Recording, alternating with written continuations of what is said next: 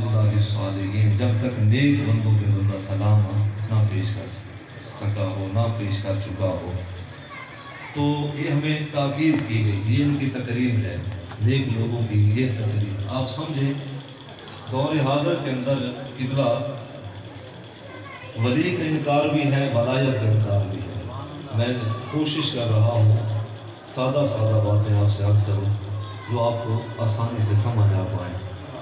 ولی کا انکار بھی ہے، ولایت کا انکار بھی ہے، حالانکہ صالحین کا صالحیت کا انکار نہیں ہے، ولایت کا انکار ہے۔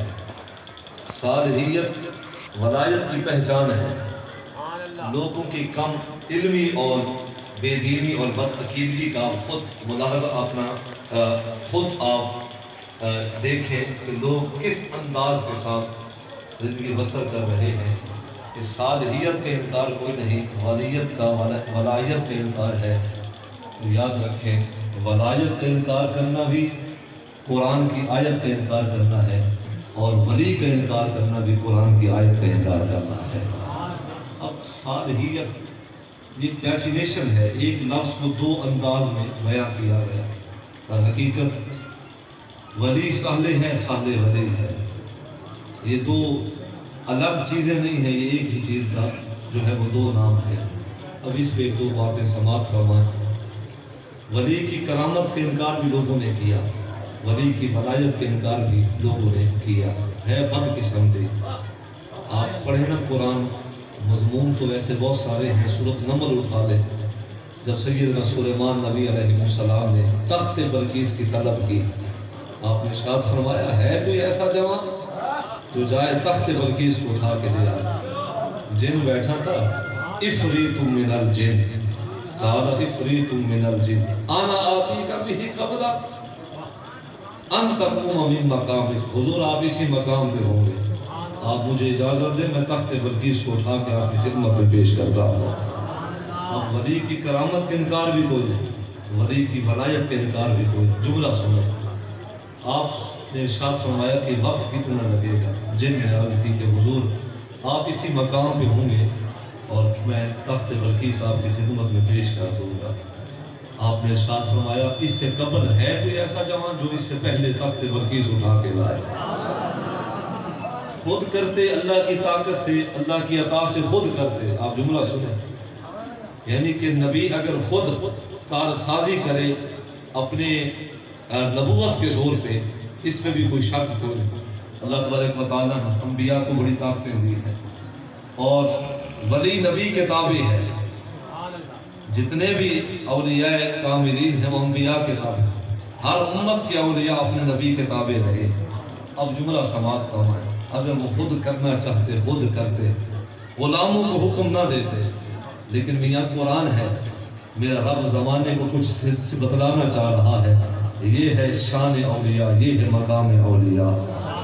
ایک مجذوب بیٹھا تھا نبی کی بارگاہ میں ادب کے ساتھ، جب بار بار آپ نے تاکید اور حکم ارشاد فرمائے تو عرض کرتے ہیں حضور اگر مجھے اجازت مرحمت فرمائے تو میں تخت بلقیس کو آپ کی خدمت میں پیش کرتا ہوں۔ فرمایا کہ دیر کتنے لگے؟ اب دیر کے متعلق عرض کرتے ہیں کہ این یرتد الیک طرفک، دیر کے متعلق سوال تھا نا کہ دیر کتنے لگے، جواب پتہ کیا دیا؟ این یرتد الیک طرفک قال الذی ھذا آیت کہاں سے شروع ہو رہی ہے؟ قال الذی عنده علم من الکتاب انا آتیک بہ قبل ان یرتد الیک طرفک فلما رآہ مستقرا عنده قال ھذا من فضل ربی۔ دیر کتنی لگے گی؟ عرض کیا کہ ان یرتد الیک طرفک، آنکھیں بند کریں اپنی مرضی کے ساتھ، آنکھیں کھولیں اپنی مرضی کے ساتھ۔ حضور نوکروں کا کوئی زور ہوتا ہے، اکھاں بند کرے اپنی مرضی دے نال، اکھاں کھلے بھی اپنی مرضی دے نال، اکھاں بند کرے سو تخت بلقیس ملک سبا وچ پیا ہو سی، اکھاں کھلے سو تخت بلقیس تو خدمت جہاز ہو سی۔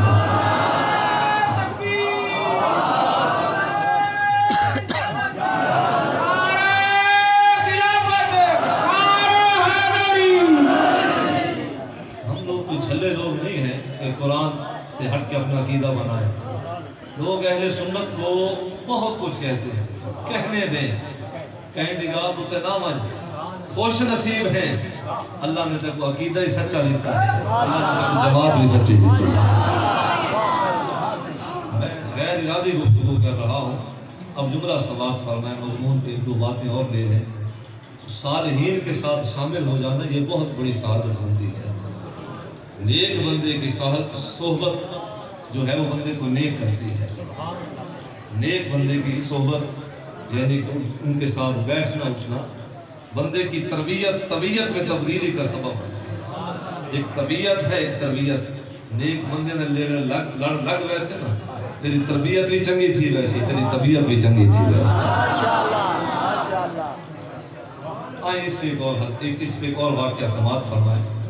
ویسے اس واقعہ کو رسالۃ القشیریہ کے اندر حضرت مولانا اشرف علی تھانوی، میں اپنی جو ہے اس پہ کہہ رہا ہوں علیہ رحمہ، انہوں نے لکھا، میں کوئی تنگ نظر سنی نہیں ہوں، اللہ نے مجھے دین کے معاملے کے اندر بڑی جو ہے وہ فصاحت دی ہے۔ مولانا اشرف علی تھانوی صاحب نے رسالہ لکھا تھا رسالۃ القشیریہ کے نام سے۔ یہ آپ جانتے ہیں یہ پاک و ہند بر صغیر کے بڑا جو ہے معتبر نام رہا ہے، اور بالخصوص علماء دیوبند کے جو ہیں یہ مصنف بھی تھے، ان کے محقق بھی تھے، مدبر بھی تھے، اور ان کے ہاں ان سے بڑھ کے چند ایک لوگ ہیں جو ان سے جو ہیں وہ مرا ہیں، بہتر ہیں، مگر نہ مولانا اشرف علی تھانوی صاحب کو علماء دیوبند کے اندر ان کے نام کو جو ہے وہ بڑی قد کاٹ ملی ہوئی ہے۔ انہوں نے ایک رسالہ لکھا۔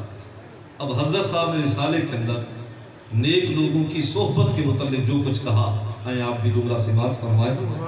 کہتے ہیں کہ حضرت خواجہ حسن بصری علیہ رحمہ، جانتے ہیں یہ حضور کے نسب سے ہیں، حضور کے حسب سے ہیں، حضرت خواجہ حسن بصری علیہ رحمہ۔ ابھی گفتگو حضرت صاحب فرما رہے تھے، لاہور سے ہمارے مہمان خطیب علماء تشریف فرما ہوئے، ان کا بہت شکریہ کہ اپنا قیمتی وقت جو ہے ان سے مصروفیات سے وقت نکالا اور یہاں اس وقت محفل میں آپ حاضر ہوئے۔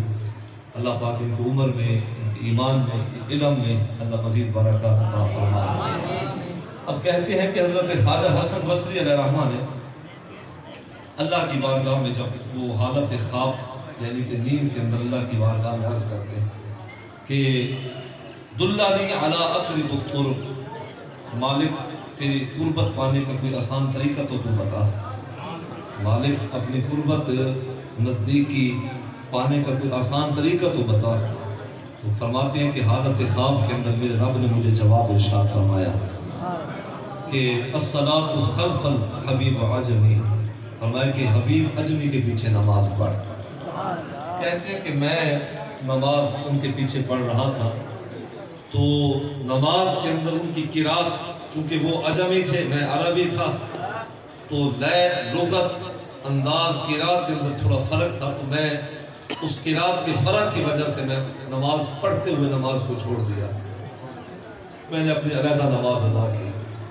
تو حکم تھا اگر رب کی ذات کو پانا ہے نا تو وہ نماز کے ذریعے سے اس نے اپنا جو ہے وہ ربط اور نسبت اور تعلق نہیں اس نے ادا کرنا، بلکہ اللہ نے اپنی نسبت اور اپنا تعلق اللہ نے اپنے بندوں کے ذریعے سے ادا فرمانا ہے۔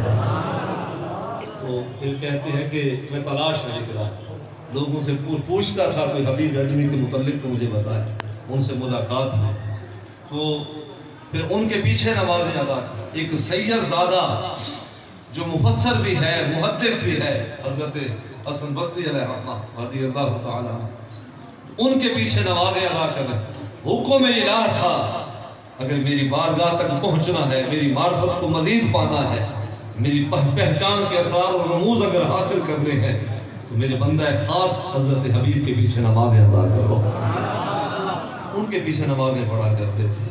تو یہ صالحین کی صحبت میں رہنے کا حکم ہے، اور صالحین کی صحبت میں بندہ رہے محروم نہیں رہتا۔ آپ نے سنا ہوگا نا وہ واقعہ ہے اصحاب کہف والا، ایک طویل مضمون ہے، میں اس کو بس آخری جملے پہ اختصار کے ساتھ آخری جملہ عرض کر رہا ہوں کہ اللہ تبارک و تعالیٰ نے قرآن مجید کے اندر نیک لوگوں کے اللہ نے مختلف تعریفیں بیان فرمائیں۔ سچائی ان کی تعریف ہے، اللہ نے عظمت بیان فرما ہے، اخلاق ان کی پہچان ہے، اللہ ان کی عظمت بیان، سخاوت ہے، عفو در گزر کرنا ہے، اللہ تبارک و تعالیٰ نے ان کی صفتیں بیان فرما ہے۔ یاد رکھیں ولی کے اندر یہ خوبیاں ہوں گی تو تب وہ مقام ولایت میں جلوہ افروز ہوگا۔ تو یعنی کہ ولی کی ایک پہچان یہ ہے جو قرآن ہمیں بتا رہا ہے کہ ولی جو ہے وہ کذب والا نہیں ہوگا، جھوٹ والا نہیں، اس کی زبان پہ صداقت ہو، سچائی ہو، حق گوئی ہو، وہ اپنوں میں بیٹھے یا بیگانوں میں بیٹھے، حق گوئی کے دامن کو نہیں چھوڑے گا، طنز و مزاح اور لفظ اس کے زبان پہ نہیں ہوگا۔ آپ پڑھیں قرآن غالباً سورۃ المائدہ کی آخری آیت سے پچھلی آیت ہے، قال اللہ ھذا یوم ینفع الصادقین صدقهم۔ آپ پڑھیں قرآن میں رب نے حکم ارشاد فرمایا دن قیامت اللہ تبارک و تعالیٰ صدقهم جو سچے لوگ ہوں گے اللہ انہیں الگ فرما دے گا، اب وہ الگ ہوں گے، انبیاء علیہ السلام سے بھی الگ ہے، صدیقین سے بھی الگ ہے، شہداء سے بھی الگ ہے، صالحین سے بھی الگ۔ عرض کریں گے مالک سارا نکھیڑا تھی گیا ہے، اس الگ تھی گئے، دس ہون کیا حکم ہے؟ میرا رب ارشاد فرمائے گا کہ یہ غیر نبی تھے، صالحین کے متعلق، یعنی کہ صداقت والے لوگ، ولایت کی ایک پہچان ہے صداقت، سچائی، سچے لوگ۔ اللہ حکم دے گا یہ غیر نبی ہے، یہ نبی کوئی، یہ غیر صالحین، یہ غیر صدیقین، یہ غیر شہداء ہیں، فرمائے کہ دیکھ لو ان کے صرف ایک خوبی کی وجہ سے اللہ تبارک و تعالیٰ انہیں انبیاء کی جماعت میں اللہ شامل فرما رہا ہے۔ تفسیری جملے ہیں، تو یہ ہے ولایت کا مقام، اور یہ ہے ولایت سے جڑی ہوئی جو چند ایک خوبیاں ہیں، جو خصلتیں خاص ہیں، اللہ ان کی وجہ سے دن قیامت اپنے خاص لوگوں کو اللہ خاص مقام عطا فرمائے گا۔ میں ہمیشہ جملہ ایک کہتا چلا آ رہا ہوں، نیک لوگ سر زمین ہوں تب بھی اللہ کی رحمت کے مرکز ہیں، نیک لوگ تہ زمین ہوں تب بھی اللہ کی رحمت کے مرکز ہیں۔ صلوات من ربہم ورحمہ، اللہ کی طرف سے ان پہ صلوات ہے، یعنی کہ رحمت بھی ہے، سلامتی بھی ہے۔ تو یہ سر زمین ہوں تب بھی ان کی رحمت، تب بھی ان کی روح کو اللہ اپنی رحمت کا حصول عطا فرماتا ہے۔ یہ تاہ مزار ہوں پھر بھی ان کے مزارات کے چراغاں گر نہیں ہوتے، اللہ کے انوار پھر بھی ان پہ نازل ہوتے رہتے ہیں۔ احباب، ان کی روحوں کو خراج پیش کرنے کا مقصد عرس ہے۔ لوگ پوچھتے ہیں کہ عرس کیا ہے؟ ان کے افکار، ان کے طرز زندگی، ان کے حسن اخلاق، ان کی سخاوت، ان کی بلاغت، تو خدمت دینی یا دیگر بہت سارے پہلو کا بیان کرنا عرس ہے۔ تو عرس یہ کوئی ہم اپنی مرضی سے یا خوش اعتقادی سے نہیں مناتے، بلکہ اس لیے کرتے ہیں کہ نیک لوگ ان کا عرس منانا بھی در حقیقت ان کی صحبت کا ذریعہ بن جاتا ہے۔ آنے والے جتنے بھی ہیں، اللہ تبارک و تعالیٰ کی بارگاہ میں دعا ہے کہ اللہ تبارک و تعالیٰ ان مزارات کے صدقے سے، اولیاء کاملین کے صدقے سے اللہ کسی کو بھی محروم نہ رکھے، اس جہان کی بھی اللہ خیر عطا فرمائے اور برزخی جہان کی بھی اللہ کی خیر و رحمت ہمیں نصیب ہوتے رہے۔ اللہ تبارک و تعالیٰ آپ تمام احباب کو اپنی حفظ و امان نصیب فرمائے، آپ خیر سے آئے، خیر سے واپس جائیں۔